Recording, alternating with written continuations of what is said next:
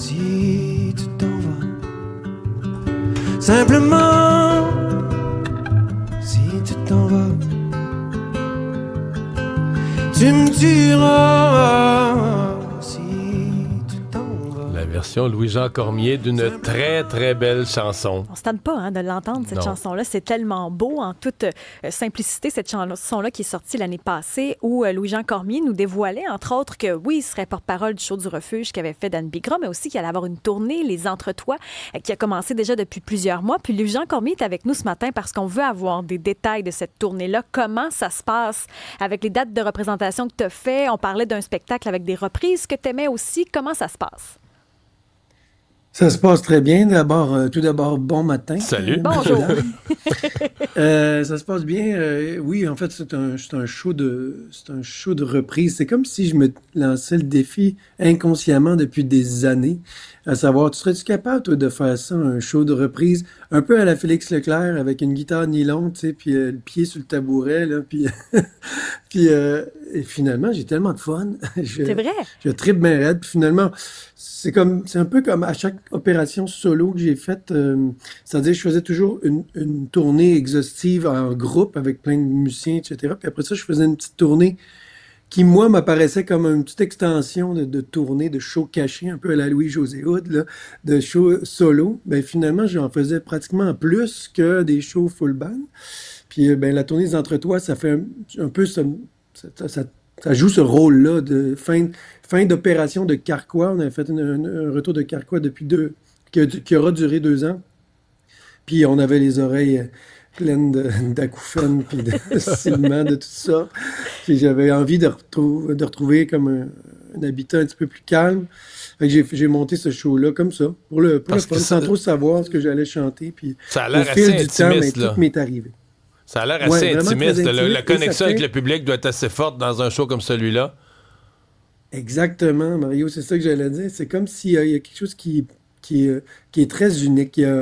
Dès que tu as une personne de plus sur scène, tu peux créer une espèce de bulle, hein, puis tu peux te détacher un peu du public. Mais là, t'es vraiment seul, seul un peu. J'aime dire comme t'es comme un peu tout nu devant tout le monde, puis tu connectes. Puis à la fin des spectacles, les files d'attente, mettons, de signature d'autographe, tout ça, sont vraiment longues et les gens te parlent comme si t'étais leur meilleur chum. Là, c'est vrai. Mais les gens te racontent quoi? Ouais. Qu'est-ce que les gens te disent après un concert, justement?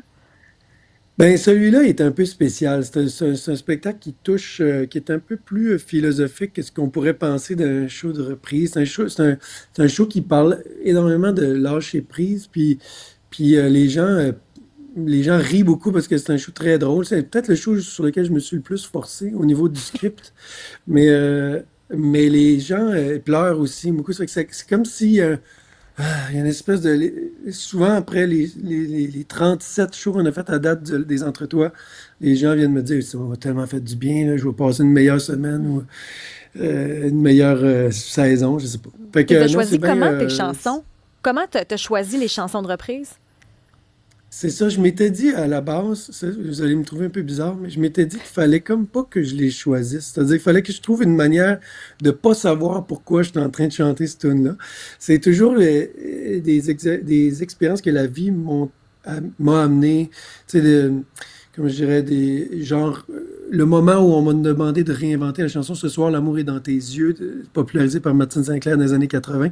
Ça, c'était pour moi un bel exemple, c'est-à-dire que j'ai accepté un peu dans une soirée un peu mondaine, j'ai fait « Ah oui, je vais faire ça », puis j'avais complètement oublié. 2 semaines plus tard, Radio-Canada, c'est l'équipe de Radio-Canada, annexée avec l'équipe de la disque, ils m'ont dit « Là, ça serait le temps, faut que tu viennes chanter ce neuf ». J'ai dit « Oh mon Dieu, j'avais complètement oublié ».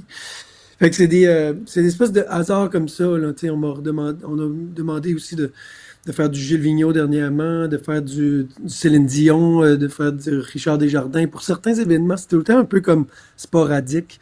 Puis que tu nous nommes, c'est très québécois. Dans les 30 quelques chansons, c'est quoi le ratio de Québécois, d'Américains? Est-ce qu'on est tous 100% Québécois? Je présume que non. Si on va dans un univers musical d'une vie, là. Ben oui, en fait, on est à 99%. Je sais pas, je saurais pas faire le calcul exact, mais on a une seule chanson qui vient de la France, OK, puis OK, qui est une OK. vieille chanson de Barbara. Ben, c'est tout. Je chante vraiment du OK, québécois, puis OK. c'est comme si il n'y a pas de sens un peu à. Mettons, je vous montrerai le pacing, ce qu'on veut pas faire, parce que je présente aucune des chansons dans le spectacle. Puis tous les débuts de chansons, c'est toutes des chansons très connues à quelque part.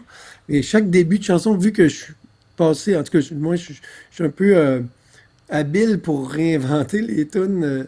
Les gens qui sont tous, je vois les visages, des points d'interrogation Mais dans c'est la vrai, salle. C'est ça. c'est vrai que sur le web, il n'y a pas d'infos de ton show. On sait qu'il y a un spectacle demain à Brossard, il y a une tournée qui continue, il y a plein de dates, mais il n'y a pas de descriptif des entretoiles. Là. C'est volontaire, si on comprend bien. Là. C'est volontaire, puis les gens partent, après la représentation, les gens partent avec un petit pamphlet qui explique toutes les chansons que j'ai jouées, puis tous les auteurs, compositeurs originaux, puis les interprètes originaux. Mais c'est ça, l'idée, c'est qu'on redécouvre certaines chansons, qu'il y ait tout le temps cette espèce de 30 secondes d'incertitude. Voyons, c'est quoi donc ça? Puis là, finalement, il y a le passage du texte qui arrive. Là, ah, wow, OK, c'est Richard Desjardins. Fait que, tu sais, je vais chanter, c'est sûr, je nomme des interprètes là, depuis le début de mes entrevues. Mais ça va vraiment justement de Gilles Vigneault, Félix Leclerc à Fred Fortin, Malajube, des trucs qui n'ont pas de sens, tu sais, que le chanteur de Carquois chante du Malajube, ça me fait tellement rire, c'est arrivé un peu comme par hasard. J'adore. J'aime ça. Mais tu es aussi porte-parole du show du Refuge, puis ça a lieu dans un mois là, au Théâtre Saint-Denis, le 20 novembre. On veut aider, entre autres, l'itinérance chez les jeunes. Ça se porte comment ces temps-ci?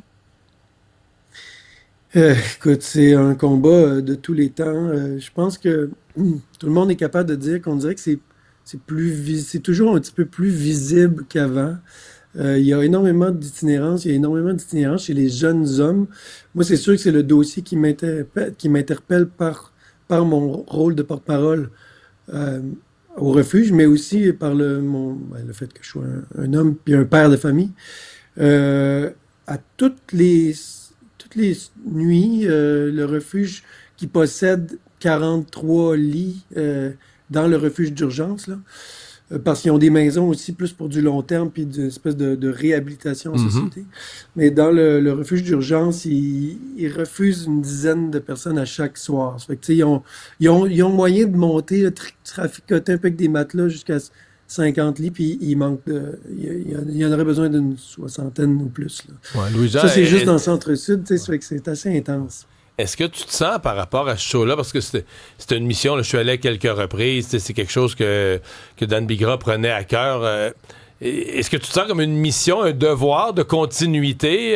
Parce que on t'a passé le relais, mais est-ce que tu te sens un devoir de continuité? Parce que j'ai l'impression que sans le show du refuge, là, dans le financement annuel du refuge, il y aurait un problème. Là.